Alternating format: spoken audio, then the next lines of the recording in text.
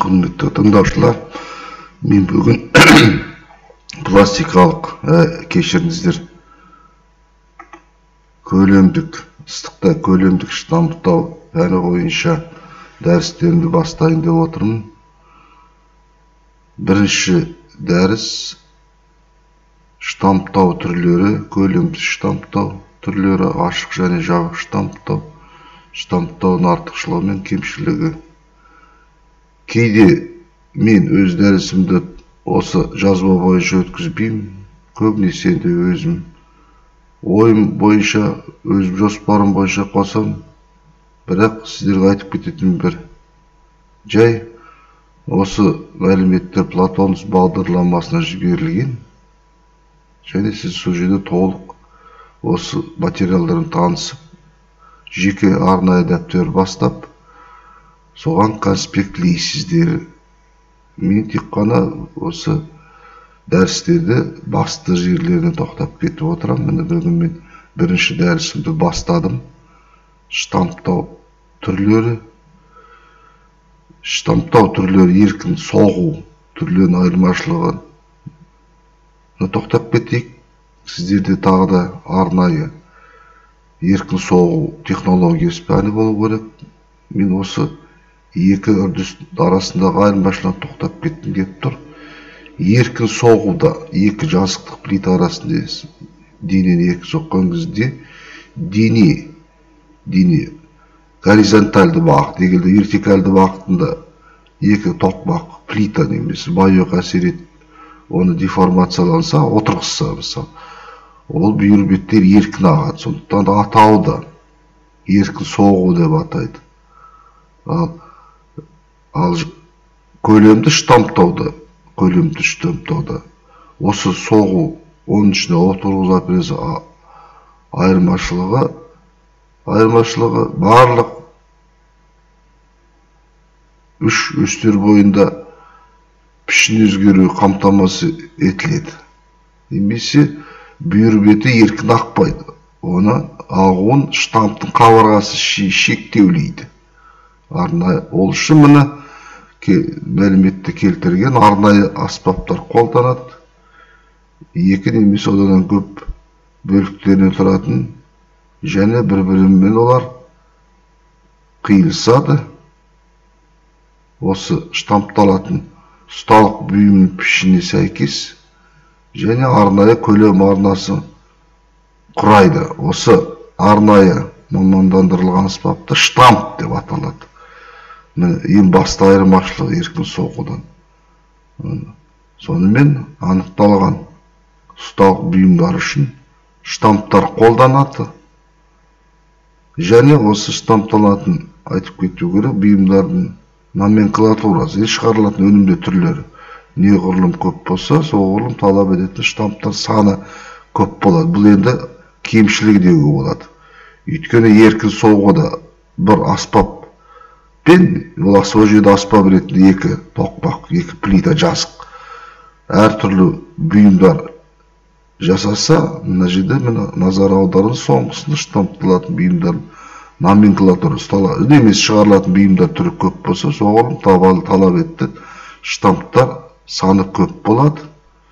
Және штамптардың жасау өте қымбат. Бүткенмен де ол өнімді өндірісі артуымен жаңағы шығындар қайталанады. Мына жерде келтірілген шығындары, штамп шығындары металдардың үнемдеуінен, ұсталық бұйымдардың механикалық үнемдеуіне, басқадай және өнімділік артуынан жаңағы шығын қайтарылады. Сонымен тағы да ол шығындардың қайтарылуы, кешіріңіздер, өндіріс өнімі сериялығынан тәуелді, байланысты. Немесе соғуда өндіріс өнімділік сериясы өте аз болады. Ұсақ сериялы дейді, мелкосерийный өндіріс дейді. Ал штамптауда өндіріс өнімділігі артуынан оның сериялығы, немесе айына мыңдаған, 100 мыңдаған, жылына миллиондаған бұйымдар шығарылады. Сондықтан да осы екі үрдістің айырмашылығына назар аудару керек. Еркін соғу мен арнайы штамптар арасында Қарапайым қойылымда штамптар да болады, патронда штамптар дейді, оны айырмашылығы мамандырылған ұсталық бұйымдар өндіруде де қолданады. Көлемді штамптауда бекітілген штамптар, престерге, молоттарға бекітілген штамптар қолданады, арнайы конструкциясы бар. Енді осы штампталады ұсталық бұйымдардың пішіндері әртүрлі, өлшемдерді әртүрлі болады.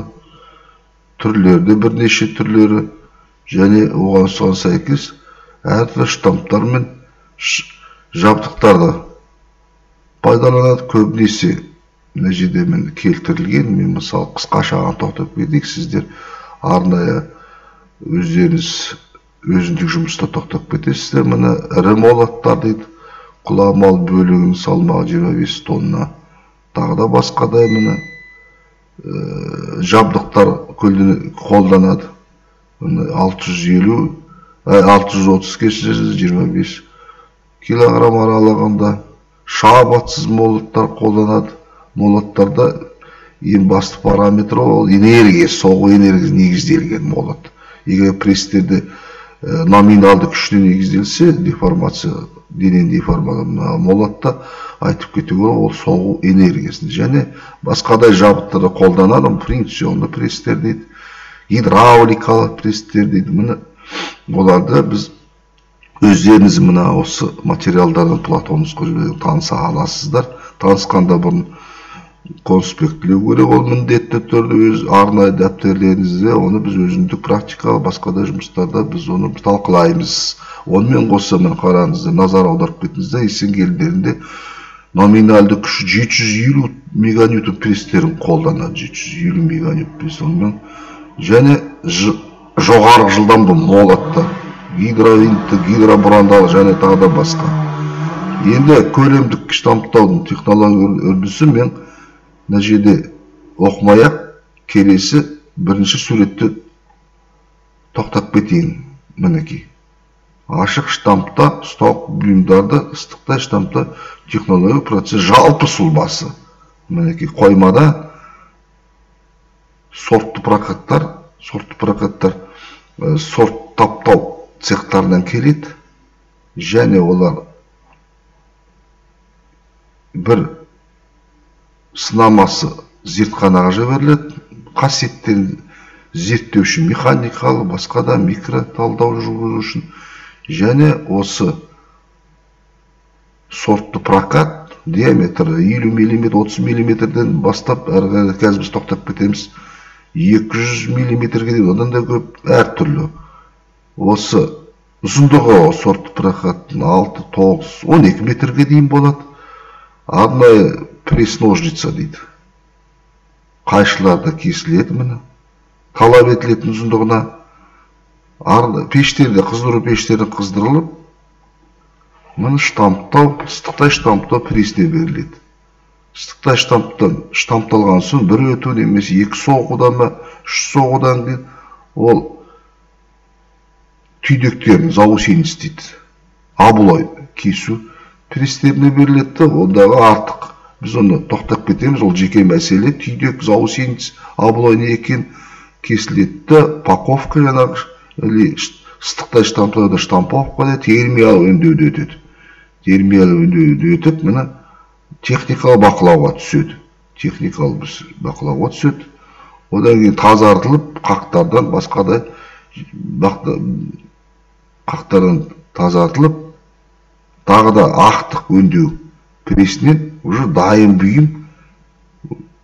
бұйым мына жиналады қорапқа, арнайы қорапқа жиналады. Артық мына жерде кешіріңіздер, түйдек, қалдық түйдектер арнайы қорапқа жиналады. Ал ақтық штамптан өткізілген үшін техникалық бақылаудан өткен соң, тағы да қосымша техникалық бақылаудан технологтар тексереді сапасын. Әсіресе көбінесе сыртқы өлшемдерін, геометриялық өлшемдерін, штангер құрал микрометрін тексеріп, мына арнайы дайын өнім қоймасына жиналады. Мен қысқаша мына бірде-бір суретті ашық ыстықтай штамптау технологиясын жалпы сұлбасына тоқтап кеттім.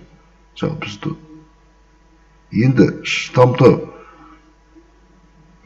технологиясына келсек, штамптау процесі міне бастапқы паковканың пішініне сәйкес штамп арнасында іске асырылады. Және біз штамп арнасын ары қарай жылға ручей деп атаймыз. Және ұсталық бұйымдағын таза дейді, ақтық. Міне ақтық мына соңғы өңдеуіш престен өткен соң, егер штамптауды дайындаманы фасондамай және бір операция іске асса, онда бұндай штамптауды бір жылға ала, бірақ ол жиі кездеспейді, бір жылға бір өту.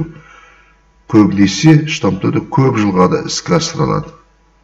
Және фасонды дайындаманы бір жылға ала штамптауды орындалады, фасонды дайындаманы. Егер фасонды штампта өткізілмесе, периодты профильді прокат құйылған фасонды арнайы дайындамалар қолданады. Мінекей енді мына жерде келесі жаңағы айтып кеттік, мына сүлбада көрсетілген кесіп алынған бастапқы дайындама жылға арнасына, жылға енді штамп арнасына орнатылады.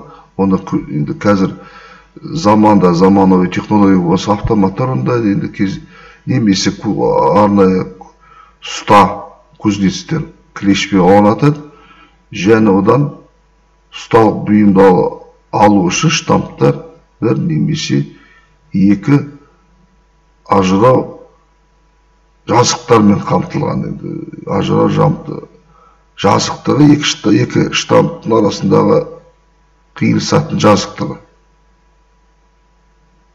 Енді штамп типіне тәуелді ақтық жылғалар қанша түрлі жүйеден және сәйкес бір атаулы дайын ұстау пішіні бар, бір-біріне айырмашылығы болады дейді. Ақтық жылға қанша түрлі және бір атаулы дайын ұсталық бұйымдар пішіні бар, бірінен бір мәнді айырмашылығы бар. Ұсталық бұйымдар пішінінде әртүрлі болады, өлшемдер әртүрлі болады. Соған сәйкес штамп типі де оған арнайы қолданатын ақтық жылғаларында айырмашылығы болады. Мысалы, мына жерлерде мен енді толық тоқтап отқан жоқ, өздерін байқап отырсыздар. Оны сіздер өздеріңіз конспектіліп кетуге. Мен бүгінгі бастымын сіздерге танысатын мәлімет жалпы технологиясы. Ыстықта көлемді штамптаудың. Және алдында тоқтап кеткендей еркін соғу операция айырмашылығы назар аудару керек басына келтірген. Енді келесі тақырып ол бастапқы қолданатын материалдарына тоқтап кетейік. Оны біз жаңа жалпы сұлбасында көрсетті. Қоймаға сортты прокаттар әкелінеді. Қоймаға арнайы сорттап цехтан. Олар домалақты болу ма, квадратты болу, арнайы қазір біз оған тоқтап кетеміз. Және осы бастапқы дайындамалар кесілген соң қыздырылып штамптауға беріледі. Міне сол бастапқы дайындамалар ұзындығы тағы да айтып кетейін, 6, 9, 12 метрге дейін оны осы түрлерін тоқтап қойды. Бастапқы қолданатын бастапқы дайындамалар тоқтап кетейік. Штамптау үшін әртүрлі профильді металл прокаттарын қолданады. Көбінесе мен көріп отырсыздар квадратты. Оны сіздер мына суреттен де байқауға болады. Және квадратты прокат сипатталады қырларымен. Мына және айтып кеттім, 140-150 миллиметрге дейін мына қырларын немесе оны біз сығылған бүлең дейді. Мұнымен қоса квадратты домалақ өнімдерді қолдан нәжеден профильдері көрсетілген бастапқы және басқадан периодты профильді прокаттарын қолданады. Ұзындығы 2-6 метрге дейін. Енді ары қарай осы бастапқы дайындамалары келтірілген дайындаманы кесу арнайы пресс-ножница дейді жабдықтарына беріледі. Оны біз келесі екінші тақырыпта тоқтап кетейік. Бүгінгі сіздерге танысып кеткен негізгі мәселе ол еркін соғу, көлемді ыстықтай штамптау технологиясы сипаттамасын бердік. Және ерекшелігі, соғу операцияның айырмашылығы және жалпы технологиялық сұлбасын қарастырдық. Онымен қоса пайдаланатын бастапқы материалдарын қысқаша ғана тастап кет, өйткені мұны осы келтірілген бастапқы материалдан басқа тағы да және мен назар аударсам периодты профильді прокаттар дедік, және тағы да басқа прокат бұйымдар қолданады. Бірақ соғу операциясындағындай құймалар қолданбайды. Соғу операциясында да сіздер бастапқы материалдан танысқан кезде, ол жерде сіздер көбінесе бастапқы материалдар ретінде ірі паковкалар алған кезде құймалар қолданады.